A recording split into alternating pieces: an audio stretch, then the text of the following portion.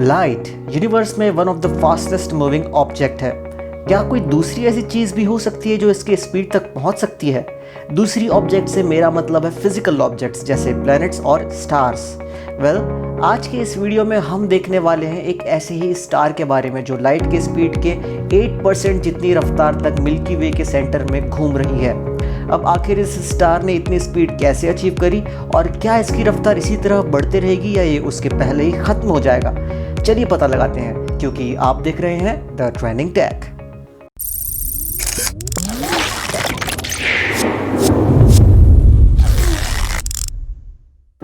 जैसा कि हमने स्कूल में पढ़ा है कि लाइट की स्पीड 3 × 10⁸ मीटर पर सेकेंड है, लेकिन क्या आपको पता है कि इसके इतने तेज़ होने के बावजूद भी इसे सन से धरती तक पहुंचने में करीबन 8 मिनट लग जाते हैं।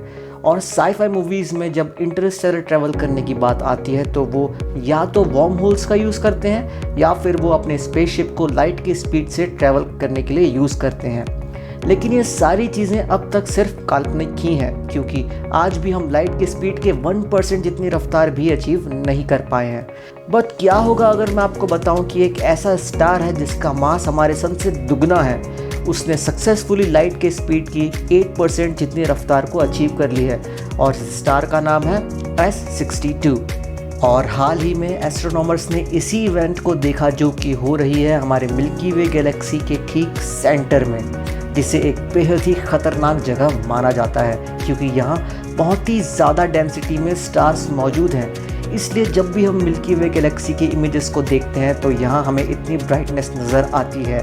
लेकिन इतनी रोशनी के बावजूद भी यहाँ पर छुपी हुई है यूनिवर्स में मिलने वाली सबसे ख़तरनाक और पावरफुल चीज़ों में से एक। वो है एक सुपर मैसिव ब्लैक होल जिसका नाम है सजिटेरियस ए स्टार, और इसका अकेले का मास हमारे 40 लाख सूरजों के बराबर का है। और अगर ये इतना बड़ा है तो इससे एक बात भी साफ है कि इसकी ग्रेविटी भी उतनी ही ज़्यादा ताकतवर होगी, और इसी वजह से मिल्की वे गैलेक्सी के सेंटर पर मौजूद मैसिव स्टार इसका लगातार चक्कर लगाते रहते हैं। उन्हीं में से एक है X62, जो कि इस ब्लैक होल से सबसे ज़्यादा करीब है ऐसा ऑब्जर्व किया गया है।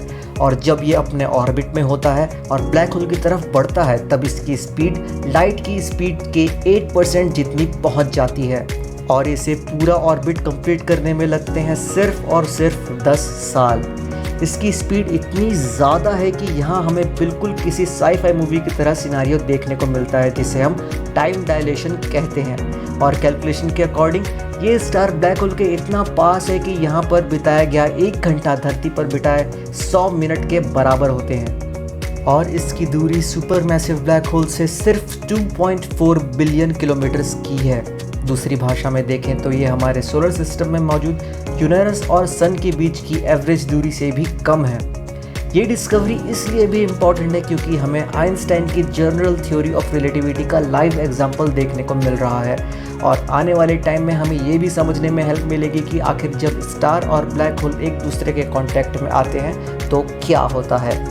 ये तो बात हो गई ऐसे स्टार की जो लाइट के स्पीड की सिर्फ 8% तक रफ्तार को ही कैच कर पाए। लेकिन क्या आप जानते हैं कि कुछ ऐसे पार्टिकल्स भी होते हैं जो लाइट से भी ज़्यादा तेज़ ट्रैवल करते हैं? अब ये पार्टिकल्स क्या हैं, हमने इन्हें कैसे डिस्कवर किया और कैसे हमारे फिज़िक्स के नियमों को ये पूरी तरह से तोड़ देते हैं, इन्हें हम आने वाले वीडियोस में देखेंगे।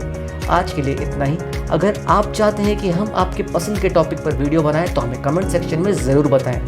इसी तरह के और वीडियोस के लिए सब्सक्राइब करें हमारे YouTube चैनल को और बेल बटन को प्रेस करना ना भूलें। अगर आप चाहें तो हमें Facebook और Instagram पर भी फॉलो कर सकते हैं। See you guys in next video.